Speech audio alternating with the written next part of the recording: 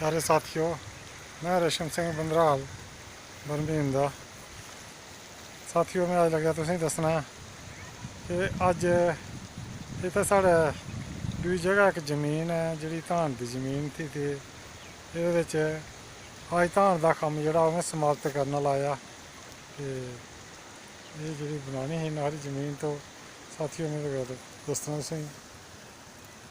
ते दिक्खो ये धान दे खेतर जेह्ड़े ने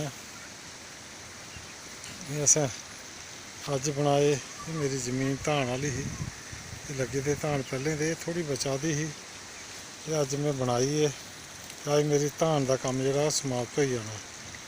साथियों में तुसेंगी दस्सन लग्या कि एह् सारी जमीन जेह्ड़ी ऐ अपनी गै, पूरे धान लग्गे दे न। सिर्फ एह् धान जेह्ड़े ने थोड़े जेह् रेही दे हे लाने, एह् साथियों अज समझो कि खत्म होई गेआ कम्म। ते एह् हून मालक दा भरोसा ऐ, धान दा कम्म जेह्ड़ा एह् समाप्त ऐ। इस तरीके कन्नै साथियों अस अपनी जिमीदारी दा सिलसिला जेह्ड़ा एह् निभाने आं। ते दिक्खो एह् मेरे गै धान लग्गे दे सारे दोस्तों। ये वीडियो के माध्यम कन्नै मैं तुसेंगी दस्सा करना अपने ग्रां दी जेह्ड़ी खेती ऐ। इक ते साढ़ा टाइम पास होई जंदा, दूआ असेंगी जिमीदारी चा फायदा होई जंदा। धान जेह्ड़े घरे दे होंदे लाने असें, मक्कां धान फसल हर सेहा घरा होंदा।